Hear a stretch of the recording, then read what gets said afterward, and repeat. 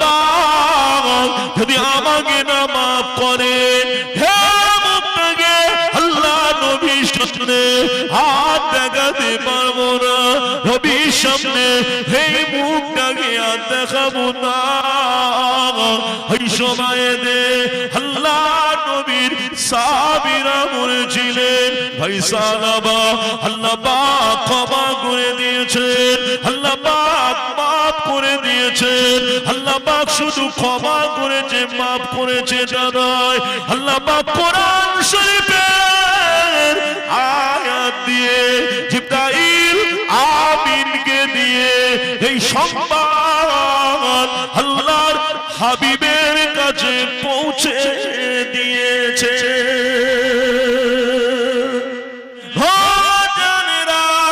আল্লাহ নবী সাহাবীরা সালাবাকে সঙ্গে করে নিয়ে মদিনা মসজিদে নববী শরীফের দিকে আসছে। হঠাৎ দেখতে পাওয়া গেল মদিনা মসজিদে নববী শরীফে হজরের আযান হয়ে গিয়েছে। হজরের আযান হয়ে গেল। হজরের আযান হয়ে যাওয়ার পরে জামাত শুরু হয়ে গেল।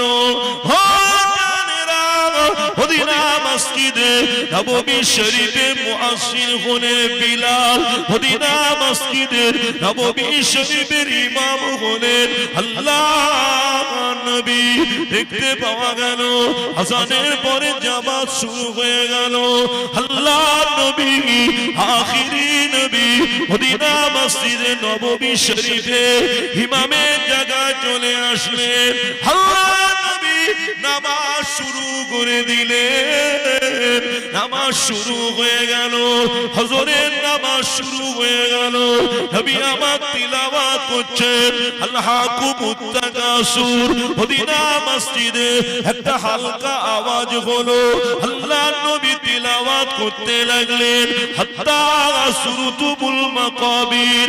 মদিনা মসজিদে একটা বিকট শব্দ হয়ে গেল।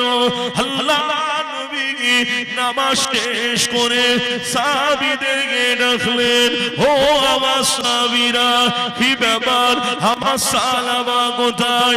সাহাবীরা বললেন, হুজুর আপনার সালাবা একটু আগে আসেন, এখানে রয়েছেন। আল্লাহ নবী আগে এসে দেখতে পায়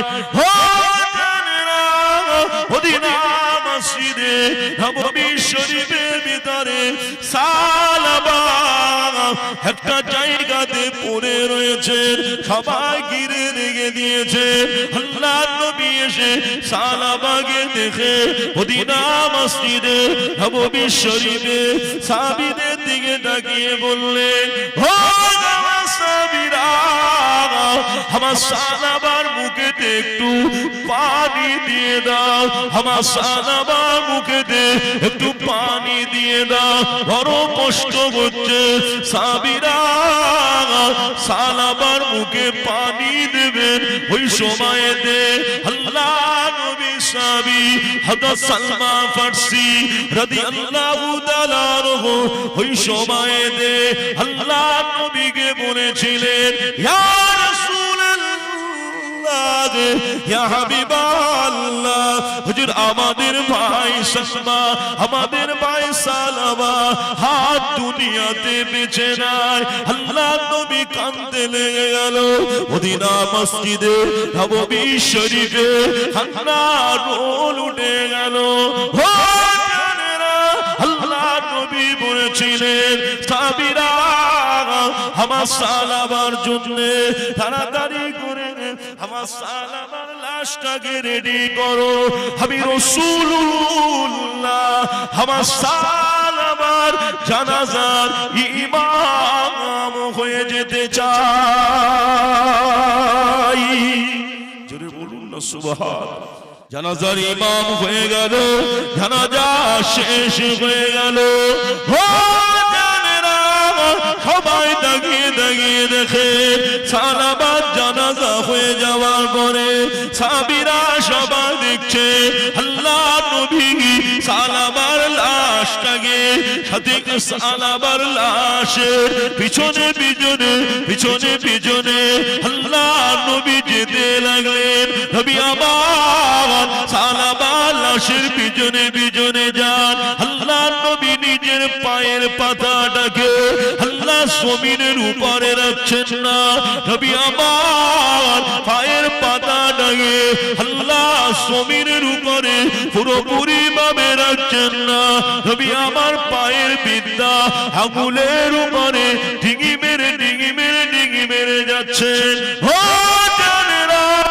আল্লাহ নবী পায়ের বিদ্যা আঙুলের উপরে ডিঙি মেরে আসছে।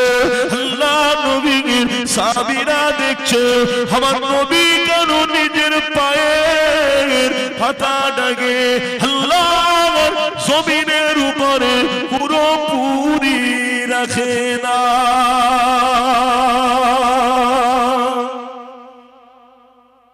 পায়ের বিদ্যা আঙুলের উপরে এই পাটা পুরোপুরি আল্লাহ জমিনের উপরে রাখছেন না, পায়ের বিদ্যা আঙুলের উপরে ভর করে করে নবীজি আসছে।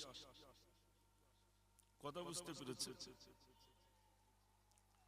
নবীজি পায়ের বিদ্যা আঙুলের উপরে ভর করে আসছেন, পায়ের পুরো পাতাটাকে আল্লাহ জমিনের উপরে রাখছেন। আল্লাহ নবী আখিরি নবী নবী মুহাম্মদুর রাসূলুল্লাহ সাল্লাল্লাহু আলাইহি ওয়াসাল্লাম সাহাবীরা আখারে নবীকে জিজ্ঞাসা করেছিলেন সালাবাত দাফনের পরে আল্লাহর নবী ওই আল্লাহর নবীকে সাহাবীরা জিজ্ঞাসা করলেন ইয়া রাসূলুল্লাহ ইয়া হাবিবাল্লাহ, হুজুর আমরা দেখতে পাচ্ছিলাম সালাবার জানাজার পরে লাশটাকে নিয়ে যখন যাওয়া হচ্ছিল আপনি যাচ্ছিলেন সালাবার লাশের পিছনে পিছনে আপনি আপনার পায়ের বিদ্যা আঙুলের উপরে ভর করে ডিঙি মেরে আসছিলেন। হুজুর আপনি কেন আপনার পায়ের পাতাটাকে আল্লাহ জমিনের উপরে পুরোপুরি করে রাখছিলেন না? আল্লাহ নবী বলেছিলেন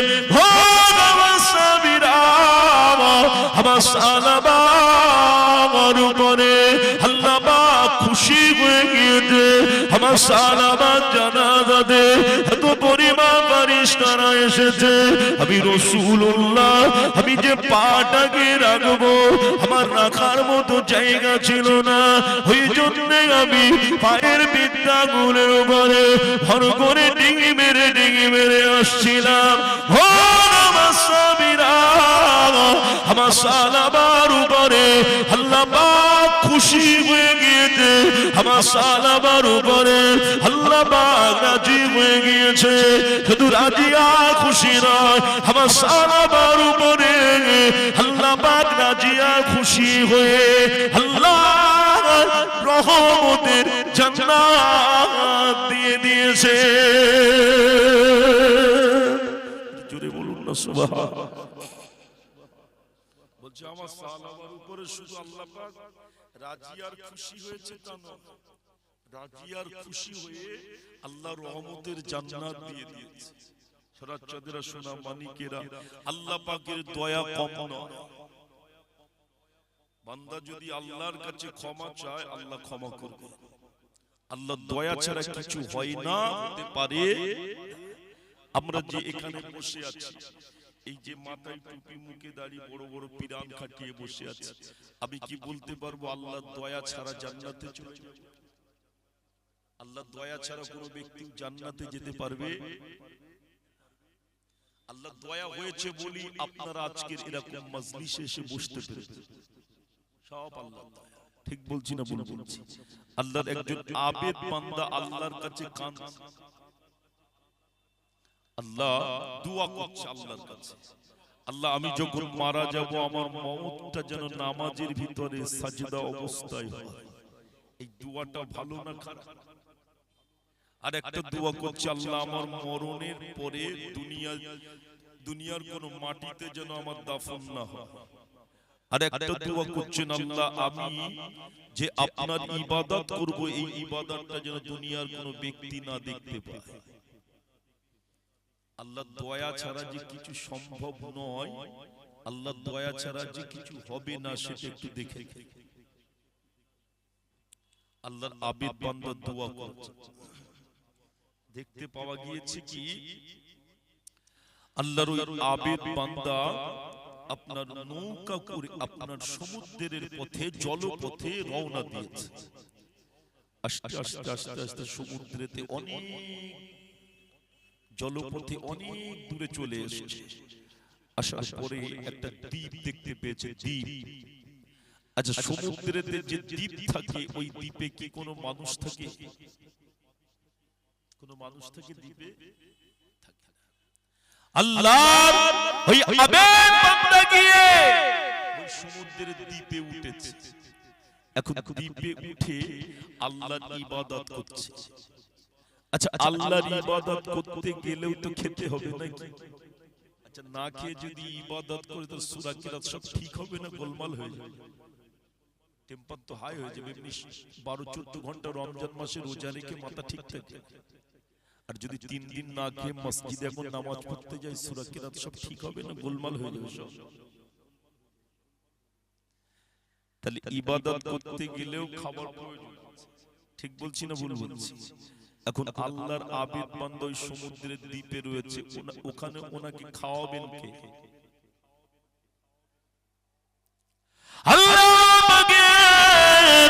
আবেদ বান্দা ওই সমুদ্রের দ্বীপে উঠেছে, ওই দ্বীপে ইবাদত করছে। আল্লাহ পাক আর আবেদ বান্দার জন্য ওই সমুদ্রের দ্বীপেতে একটা সুন্দর মিষ্টি ঝর্ণা পানির ব্যবস্থা করে দিয়েছে। জোরে বলতে পারেন না? মিষ্টি ঝর্ণা পানির একটা ব্যবস্থা করে দিয়েছে। আচ্ছা, আবেদ বান্দা কি শুধু পানি খাবে? আমাকে হয়তো আপনারা এখানে হয়তো আমি এই কদিন আগে একটা মাহফিল এখানে এসেছিলাম, আর আমার বাড়ি তো বেশি দূরে নয়, কথা বুঝতে পেরেছেন? আর এই জায়গাতে মনে হয় প্রথম আসছে, কথা বুঝতে পেরেছেন? সোনাচাঁদেরা, সোনা মানিকেরা, আমার আব্বা জানেরা। তবে আলোচনা করছি, আপনাদের অসুবিধা হচ্ছে নাকি? একটু তাকবীর দেন তো দেখি, নারে তাকবীর। সোনাচাঁদেরা, সোনা মানিকেরা, যে কথা বলছিলাম, এখন সমুদ্রের দ্বীপে একটা মিষ্টি ঝর্ণা পানির ব্যবস্থা করে দিয়েছে। আচ্ছা, শুধু কি ঝর্ণা পানি খাবে আল্লাহর আবেদ বান্দা? আল্লাহর আবেদ বান্দার জন্য আল্লাহ পাক ওই সমুদ্রের দ্বীপে কি করলেন? একটা সুন্দর ডালিম গাছের ব্যবস্থা করে দিলেন। আল্লাহর আবেদ বান্দা ওই সমুদ্রের দ্বীপে ওই ডালিম ফলটা খেয়ে ওই মিষ্টি ঝর্ণা পানি খেয়ে 1 বছর 2 বছর নয়, আল্লাহর আবেদ বান্দা 500 বছর ধরে আল্লাহর ইবাদত করেছিলেন। কত বছর? 500 বছর। কি খেয়েছে? ডালিম ফল আর সমুদ্রের ঝর্ণার পানি খেয়ে 500 বছর আল্লাহর ইবাদত করেছে। 500 বছর ইবাদত করার পরে আল্লাহর আবেদ বান্দা নামাজের ভিতরে সাজদা অবস্থায় মারা গেছে, মৃত্যু হয়ে গেছে। এখন মৃত্যু হয়ে যাওয়ার পরে আল্লাহ ফারিস্তাদেরকে বললেন, ফারিস্তারা আমার আবেদ বান্দাকে নিয়ে আমি আল্লাহ আমার দয়াতে জান্নাতে দিয়ে দাও। আবার আলোচনা থেকে খেয়াল করেন, আল্লাহর আবেদ বান্দা কি বল, আল্লাহ কি বললেন? আমার দয়াতে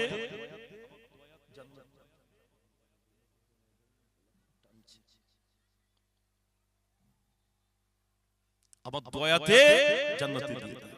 এখন আবেদ বান্দা বলছে, আল্লাহ আপনার দয়াতে জান্নাতে যাব না। তো বলছে কিসে যাবে? তা বলছে 500 বছর যে ইবাদত করেছো ইবাদতের বিনিময়। আচ্ছা, আল্লাহ যদি না দেয় যেতে পারবে? আল্লাহ না দিলে যেতে পারবে? এখন আপনারা আবার অনেকে চিন্তা করছেন, আল্লাহর দয়া ছাড়া যখন যাওয়া যাবে না, তাহলে আর নামাজ কালাম কিছু পড়ার দরকার নেই, আল্লাহর দয়া হলে চলে যাবো নাকি? আমার আব্বা জানেরা খুব ভালো করে বোঝেন। আল্লাহ পাক ফারিস্তাদেরকে বলে, ফারিস্তারা আমার আবেদ বান্দাকে বলো আমি আল্লাহ যে নিয়ামতগুলো দিয়েছি, এই চোখ, নাক, কান, শরীরের প্রত্যেকটা পার্টস আল্লাহর নিয়ামত। আল্লাহ বলছে ফেরেশতারা আমার আবেদ বান্দাকে বলো যত নিয়ামত দিয়েছো ওই নিয়ামতের ভিতর থেকে শুধু চোখের নিয়ামত নিয়ে একদিকে রাখো, আর 500 বছরে ইবাদত নিয়ে আরেকদিকে রাখো। যদি নিয়ামত ভারী হয় কোথায় যাবে? জাহান্নাম। আর ইবাদত ভারী হলে জান্নাতে যাবে। আচ্ছা, আল্লাহর যে আবেদ বান্দা 500 বছর ধরে আল্লাহর ইবাদত করেছে, আল্লাহ তাকে জাহান্নামায় দেবে বলে মনে হয়? কিন্তু আল্লাহ তার বান্দাকে একটা জিনিস শিক্ষা দিতে চাইছে যে আমার দয়া ছাড়া যেতে পারবি, আমার দয়া ছাড়া। এখন দেখতে পাওয়া গেল ইবাদত একদিকে, নিয়ামত আর একদিকে। ইবাদতের পাল্লাটা হালকা হয়ে গিয়েছে, নিয়ামতের পাল্লাটা ভারী। এখন কোথায় যাবে?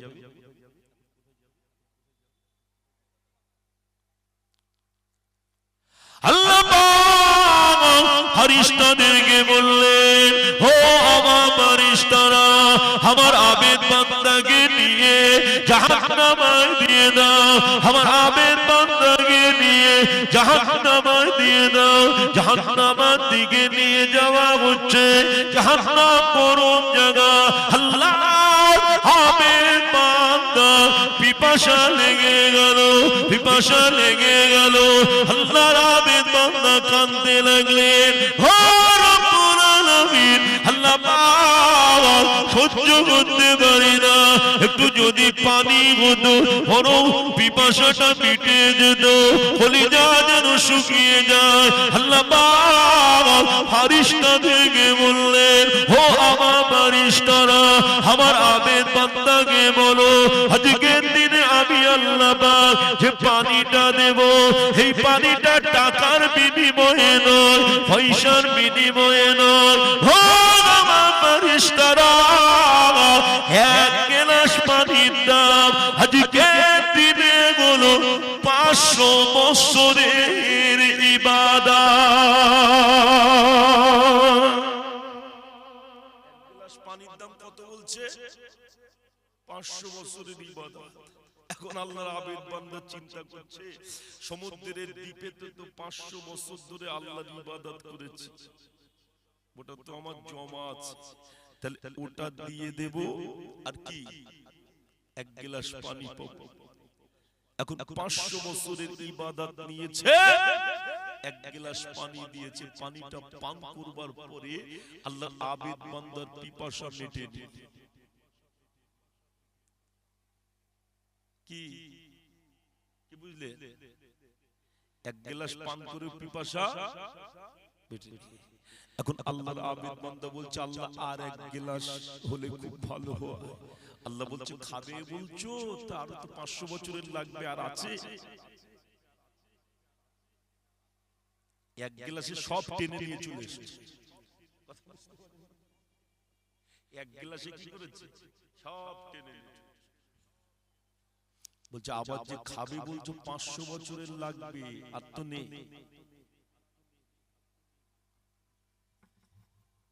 আল্লাহর আবেদ বান্দা হাতে লেগে গেল। আল্লাহ পাক বললেন, ও আমার ফেরেশতারা, আমার আবেদ বান্দাকে বলো এক গ্লাস পানির দাম যদি 500 বছরের ইবাদত হয়, তাহলে 500 বছর ধরে সমুদ্রের দ্বীপে ডালিম ফলটা খাইয়েছি, এর দামটা কত?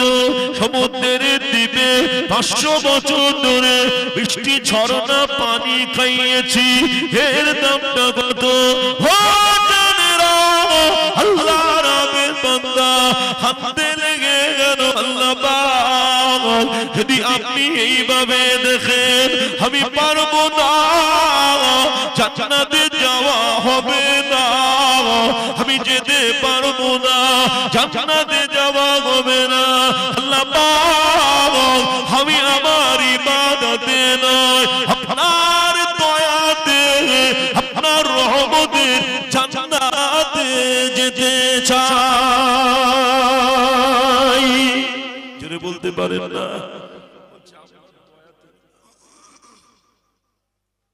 আমি আমার ইবাদতে নয় আপনার দয়াতে যেতে চাই, ইবাদতে নয় আপনার দয়াতে।